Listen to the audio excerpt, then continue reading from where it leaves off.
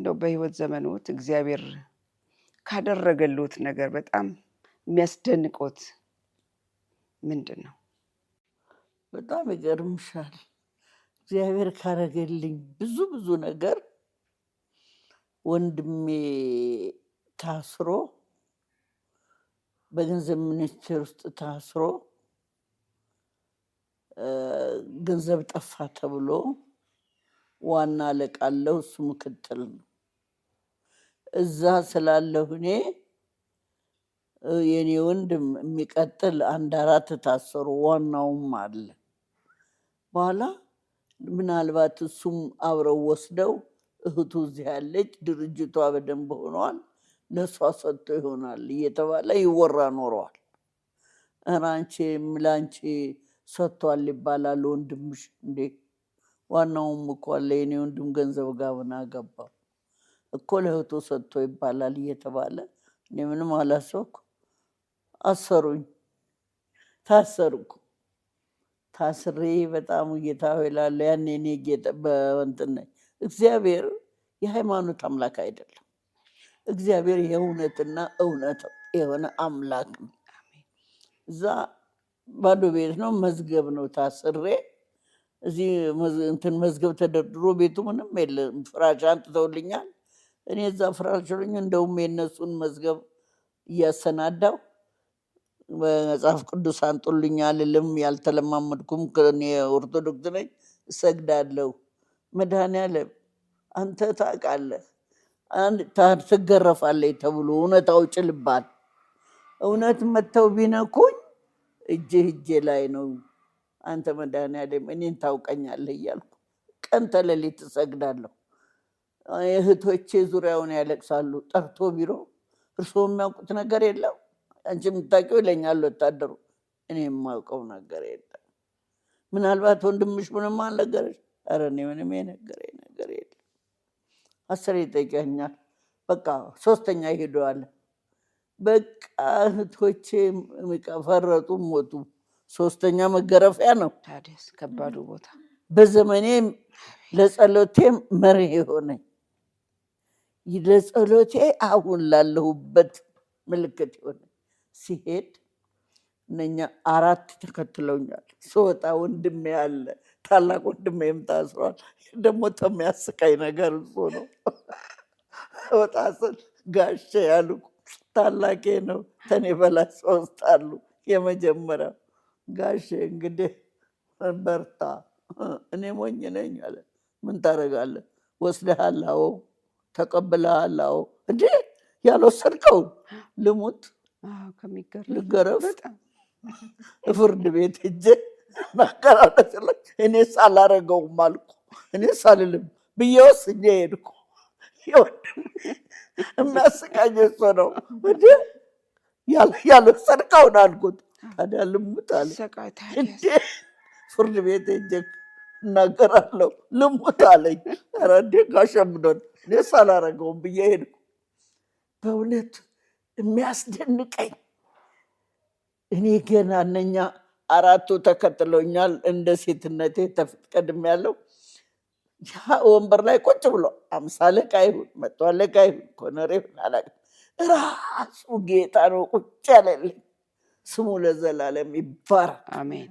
እኔ ሰውየውን አይደለም የማየው፣ ጌታ ራሱ ነው ቁጭ ያለልኝ።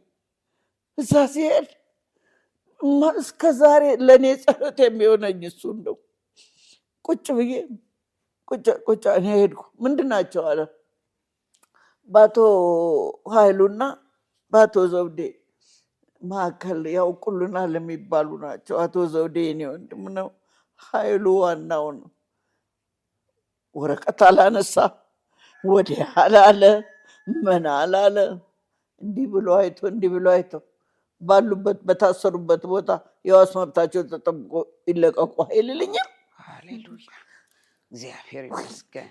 እስካሁን አሁን ዛሬ ነው የሚመስለው ያቀ ለእኔ ያቀን አንድ እስቲ አግብቶ ቢተለትለኝ ምንም ባለው ነገር አለ። ልክ ብዬ ተደን ወዳው ቶሎ ተጎረቤት ማሚቴን ነው ጠራው። ዋስ መብት ተለቀቀ።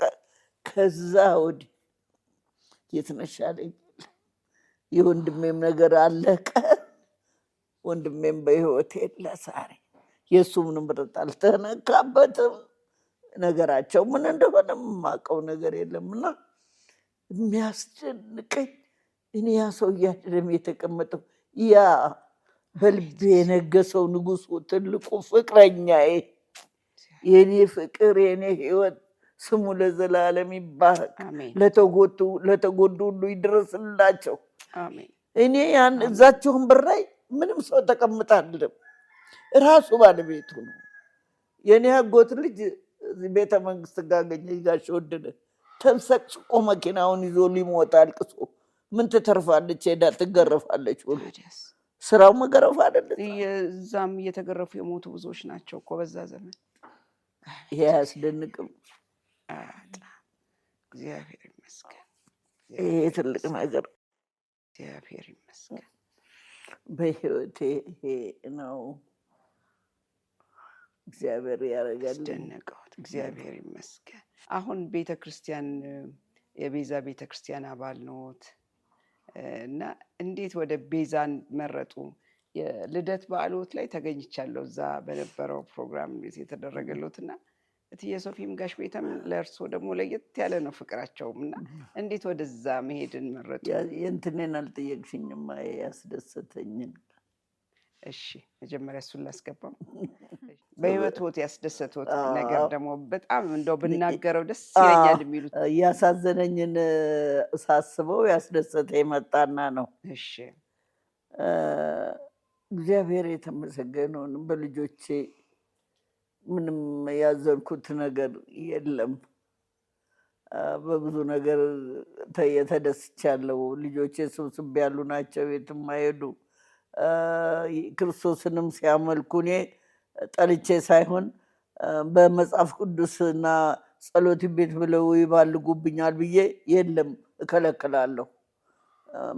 እንዲህ እንትን ፊት ብዙ አልሰጥም። ለምን በሱ ሰበብ ልጆችን ጓደኛ እንኳን እንዲይዙ አልፈልግም። ጓደኛ እናቷ እንዲኮኑ ጓደኛ ይሄን ወደ ይመጣል ብዬ የምን ጓደኛ በጭራሽ።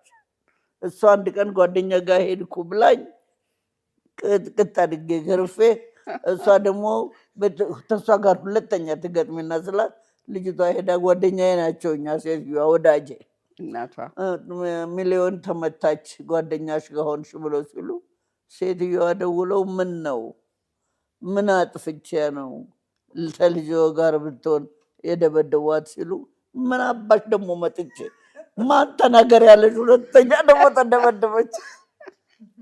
ያ ሁሉ አለፈና የተደሰትኩበት ቀን የሷ ሰርግ ነው። ያው እነሱ በጮኝነት ብዙ ጊዜ ከርማዋል።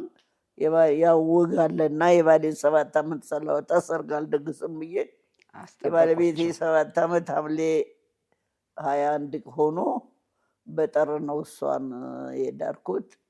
መቼም እንግዲህ አለሽ አልልም። ትንፈለግን አዳራሽ አላገኘንም።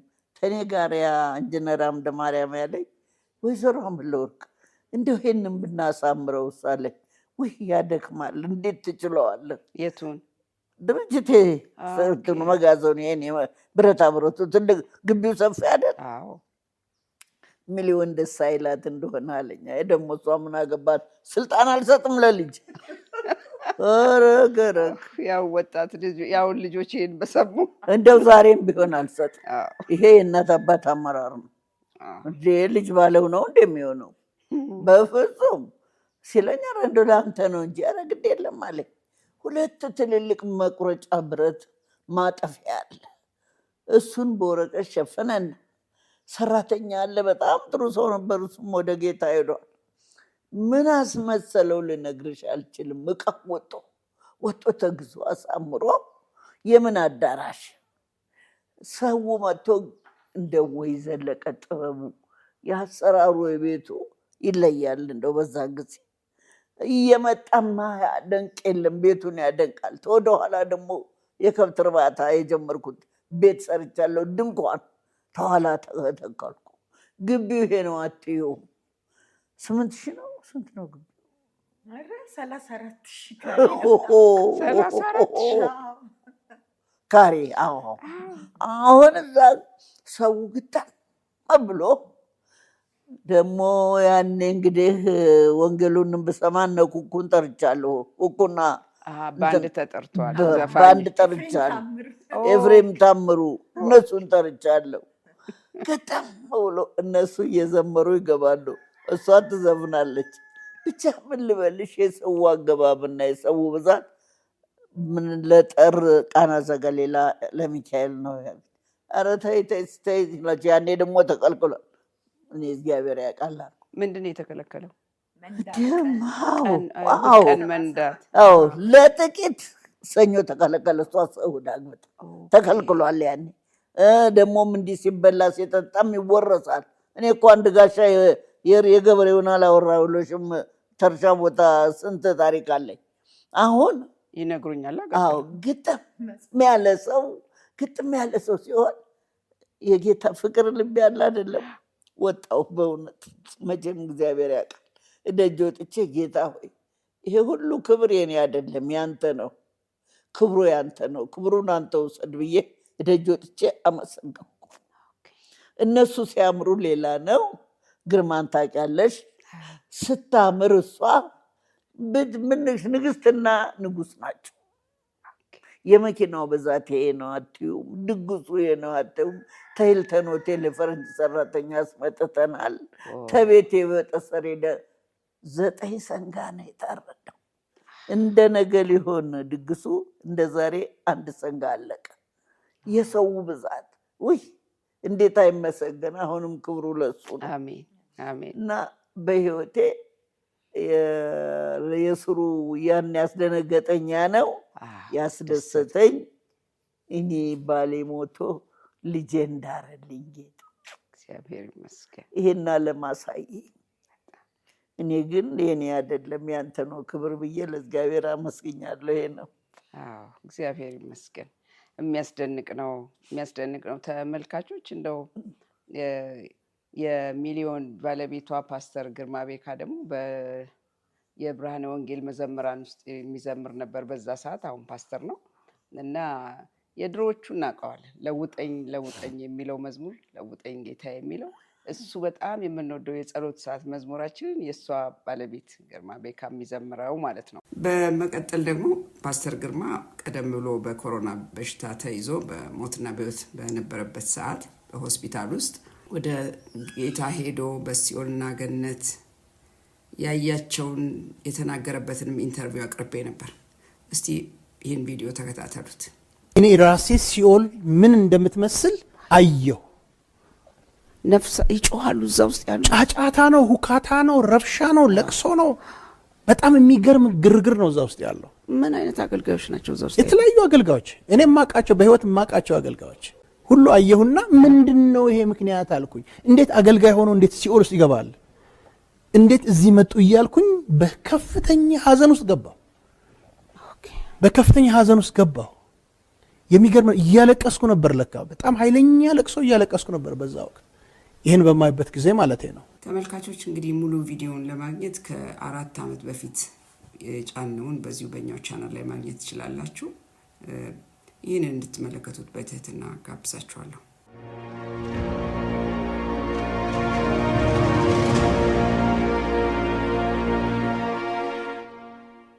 እግዚአብሔር ይመስገን። ነቤቢ ደግሞ ስንት ወለዱ ማለት ነው? ሚሊዮንና ግርማ ነው። እኛ 4 አንደኛው አንድ አሳድገን 5 ልጅ 5 እንግዲህ የ5 ልጅ ደግሞ አያት ሆነዋል። ማማዬ የ8 በእናንተ በኩል ያለውን ነው። እሱን አንቺ መደም ጠይቅሻለሁ። እግዚአብሔር ይመስገን። በጣም እየገረመኝ ነው። መጽሐፎትንም እያነበብኩና እግዚአብሔር እጅግ አድርጎ የባረከው ቤተሰብ ነው። በጤናም በፍቅርም በመስጠትም እግዚአብሔርንም በመፍራት በብዙና እንደው እግዚአብሔርን ስለዚህም ቤተሰብ ስላወቅኩ በጣም ነው የማመሰግነው።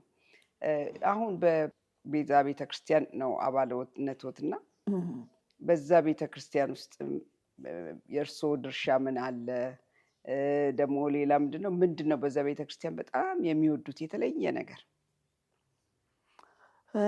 በዛ ቤተክርስቲያን እኔ የተጠመቁት በብርሃነ ወንጌል ነው። በብርሃን ወንጌል ተጠምቄ ወንድሜ አቶ ፍስሐ ጋራ ነበረ መሆን የምፈልገው ሙሉ ወንጌል። እሱ ወደ ጌታ ሲሰበሰብ እኔ በቃ እነኚህ ሰዎች በጣም ለለቅሶ ሐዘን ተሰማቸው። ቤታቸው ትኬ ለኢንጂነር ፍስሐ አበበ መታሰቢያ ብለው 7ኛ ፎቅ በሱ ስም ከፈቱ፣ ስም ሰጡ። ዶክተር ቤተ ማለት ነው።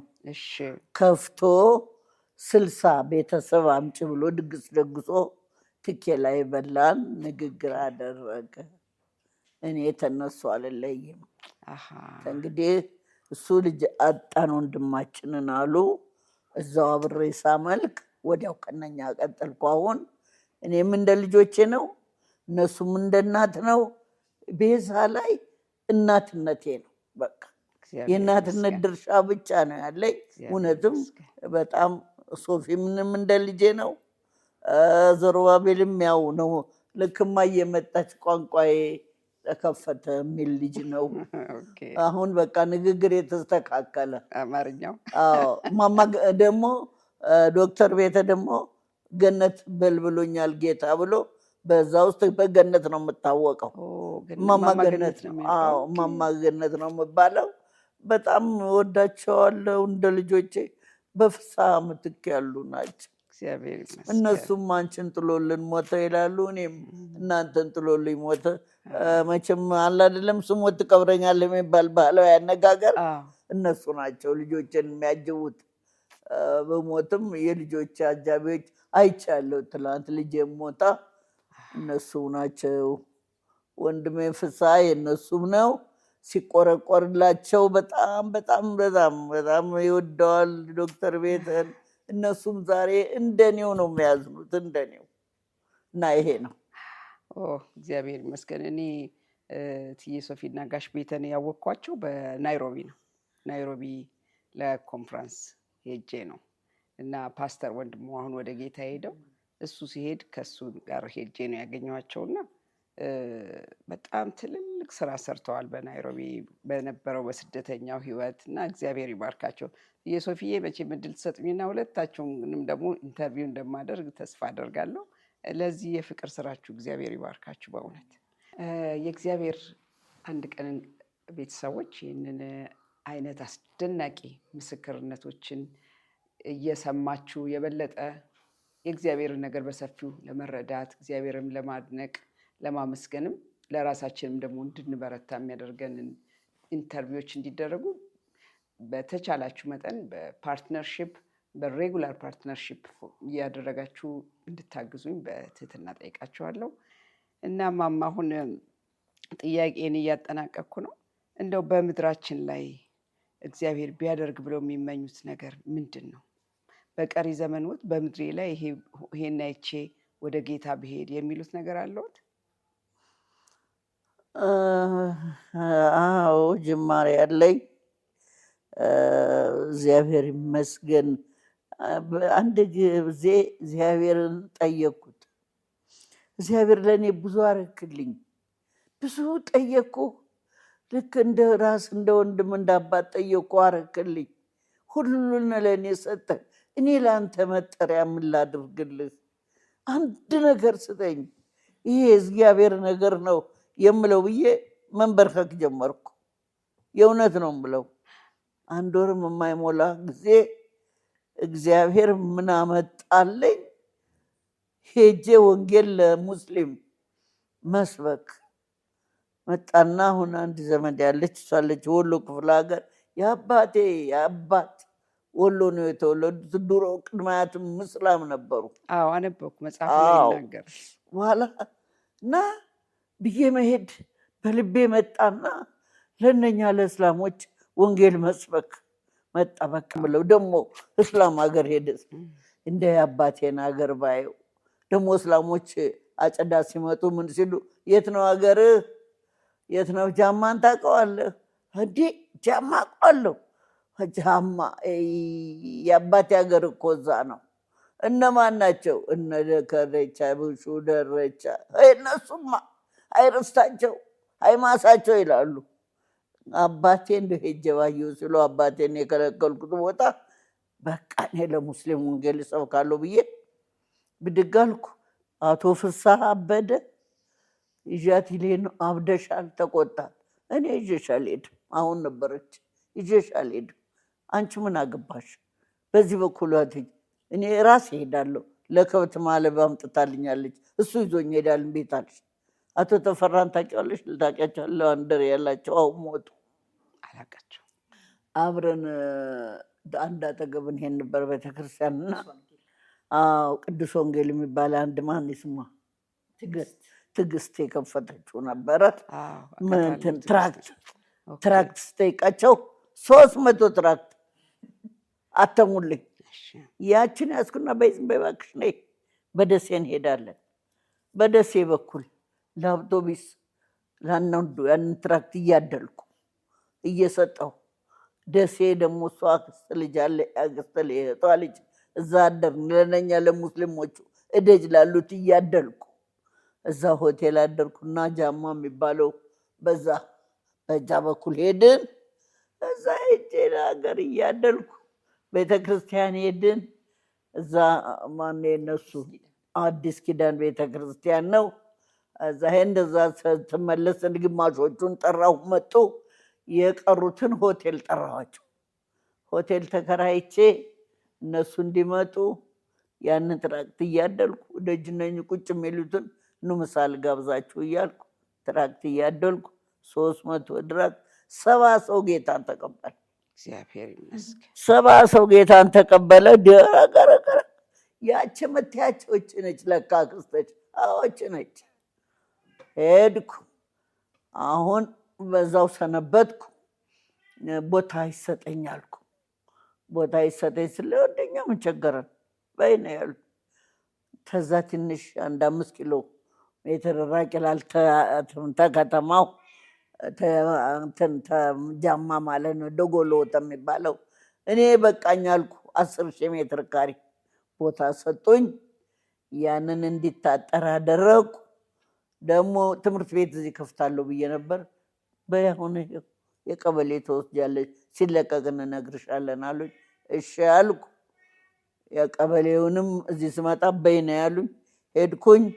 ያንንም አጥር ያለው ዙሪያውን ቆርቆሮ አሰርቻለሁ። ቆርቆሮ ቢሰረቅም ተሰረቀ፣ እንደገና አስመለስኩ። የከተማውንም መዋለ ህፃናት ከፈትኩ። ይሄው ዛሬ መዋለ ህፃናቱ አለ፣ ይማራሉ። የላኛውን አጥሬ ተቀምጦ ይሄው በዚህ በግርግሩ እየተማሩ ነበር ልጆች። እርዳታም እሰጥ ነበር። እርዳታ እዛ አሁንም እሰጣለሁ፣ አሁንም እልካለሁ። አሁን ይህን ሰሞን የዚህ የመጣ ልብስ ሰሞኑን ወደ 17 ማዳበሪያ ልብስ ልክ ያለው እና ሌሎችም ደግሞ በቤት የሚረዱ አሉ። ዘንድሮ 35,000 እንትና አለ ትእዛዙ እዛ አለ የሚረዳኝ የእግዚአብሔር ሰው። ትምህርት ቤቱንም የሚረዳ አለ። ትምህርት ቤት ወደ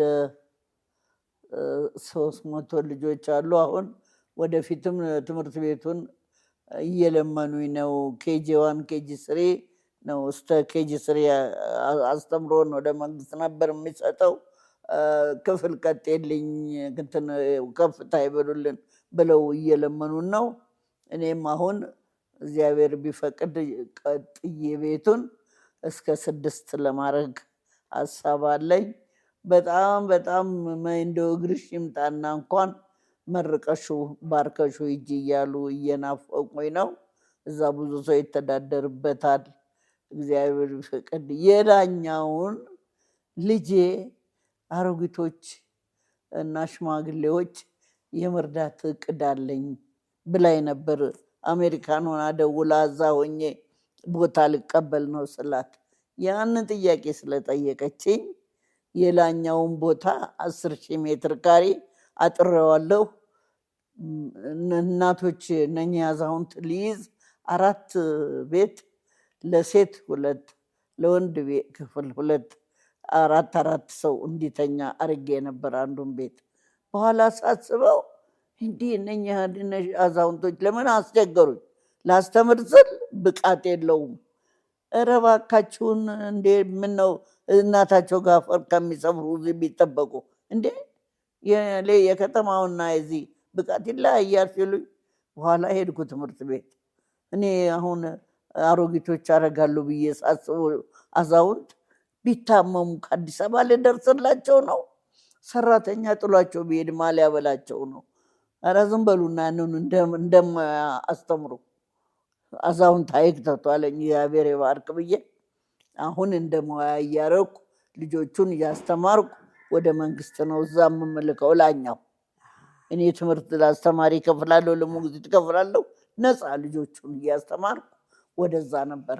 አሁን የወዲህ ከተማው ራሱን ችሎ ይተዳደራል። ያንን ግን ለእርዳታውም ይመቻል። ልጄ ተጠንክርበት ብዬ አሜሪካ ላለችው ለእሷ ሰጥቻለሁ። እነኝንም አስፈቅድ የእሷ ማለት ነው የዝችን እሷም የእንትንን የእርዳታ ፍላጎት አላት። እንዴት ያንንም እንግዲህ ደግሞ ህዝቡ ገጠር ነው። ያንኑ እንኳን ይሄን ሰልባጁ እንኳን ሲሄድ ደስታቸው የላቸውም። ምንም በጣም ነው የሚያሳዝኑ። እግዚአብሔር ይባርክ። እኔ ከተማው ውስጥ እና እዛ እየፈለገ ሌላ ተጠሪ ያለኝ እስከ 40 ሺህ ድረስ እሱን የዞርና ይሰጥልኛል እንደሚያስፈልገው። ምክንያቱም እኔም ገንዘብ ተዛም አወጣለሁ። የትምህርት ቤቱን እኔ አልፈልግም፣ እዛው ለዛ ትምህርት ቤትን የዛ 1 ፍራንክ እኔ አልፈልግም። መቋቋሙን ለህዝቡ መድረሱ እኔ የተከፈትኩ ወዲህ እግዚአብሔር ይመስገን። አሁን አንዳንድ እየሄደ እየከፈተ አገሩም አድጎ ለምጧል። ብዙ ለውጥ አግኝቻለሁ እኔ እግዚአብሔር ይመስገን። በጣም ነው የማመሰግነው። እኔ አሁን እያናገርኳቸው ለቤተሰባቸው በሙሉ እኮ ልጅ የልጅ ልጅ የልጅ ልጅ ልጅ በሙሉ ነው የተባረኩትና እሳቸውም ለመባረካቸው ለጠቅላላ ለእንትኑ ሁሉ ምክንያቱ ነው። እሳቸው የሰማይ ቤታቸውን እዚህ ቁጭ ብለው እየሰሩ ነው። እግዚአብሔር ደግሞ ለልጆች ያረክሽላቸው በማለት በረከትን እንደዚህ አድርጎ በጣም ስለባረካችሁ እግዚአብሔር ምክንያቱ ገባኝ። ለተቆርሳችሁ ነው የምትኖሩት። እንደዚህ አይነት ለወንጌል መሰጠት፣ ለህዝብ እንደዚህ አይነት ፍቅር እግዚአብሔር ይባርኮት። ራሴን እንዳይ ነው የሚያረገኝ የእርሶ ንግግር። እኔ አባቴ ሀገር ወሎ ነው፣ ግን ሄጄ ለማየት እንኳን አስቤ አቅጄ አላቅም። እና እንደዚህ ትልቅ ስራ በዛ ቦታ ላይ መስራት እግዚአብሔር ይባርኮት። በቃ እኮ ስንሄድ እኮ በሰማይ የሚከፈለን ዋጋ የሚኖረው ከዚህ የተነሳ ነው። እና እግዚአብሔር ይባርኮት። በጣም ነው የማመሰግኖት። እንደው ያስተዋወቀን እግዚአብሔር ያገናኘን በሳሪስ የእናንተ ቤተሰብ እንደሆን ያደረገኝን እግዚአብሔርን አመሰግናለሁ። ስለሰጡኝ ሁሉ ጊዜ በጣም ነው የማመሰግኖት። እግዚአብሔር ይስጥልኝ። አሜን አሜን። ተባረክ፣ እግዚአብሔር ይባረክ። እናንተም ብትጠይቁ በዚህ ውስጥ እግዚአብሔር ይክበር። በዚህ ቃላችን በዚህ ንግግራችን መንፈስ ቅዱስ ከፍ ከፍ ይበል። ይህን ሁሉ የስራው ባለቤት እሱ ነው ባለቤቱ። እኔ ተጠቃሚ፣ እሱ ጠቃሚ ነው። አሁንም እየጠቀመኝ፣ አሁንም የልጆቼን ባርኮልኝ፣ የልጄን ሞት እንኳን የሚያስደንቀኝ እንዴት ቻልኳት እላለሁ ስችል። ለካ ያጽናናኝ እሱ ነው። እንዴት ቻልኳት ግን ልጄ ሞታ እንዴት ቆሜ እንዲህ እያየሁ ዝም ብዬ ፍርጥ እንኳን አላልኩም። የእግዚአብሔር ነገር ነው የሚመጣብኝ፣ ፊቴ የሚመጣብኝ የእሱ ነገር ነው። እንዲህ እያየኋት ቀብሬያት መጣሁ። እስካሁን ይገርመኛል። ይህን ማን አደረገው? እኔ እኮ ለሌላ አልቃሽ ነኝ በእውነት። ለእኔ ለካ ሳስብ እሷም ታውቂያታለሽ፣ ለሚሊዮንና ለእናቷ ተብሎ ቤት ዘግተው ለቅሶ ትተው ጸሎት፣ እግዚአብሔር ጸሎትን ይሰማል ትነግረኛለች። አሁን ስመኝ እኮ ነገረች። ለቅሷን ሄድም እኛ እንጸልይ፣ እናቷም ሳይሆኑ እኛ ቁልጭ ብለን ቆመን ቀብሬ ከተፍ። አሁን ቤቴ ስመጣ ትዝ ስትለኝ ግን እንዴት ቻልኳት? ያችን ልጄን እንዴት ቻልኳት? ከልጅነቷ ብመጣ ከልጅነቷ ጀምራ የምታስደንቅ ልጅ ነች። ከባህሪዋ፣ ከሙያዋ፣ ከውበቷ ምንም አልነግርሽም። ግን አሁንም እሱ ይበልጣል። አሁንም እሱ ባለውለታው እሱ ይበልጣል።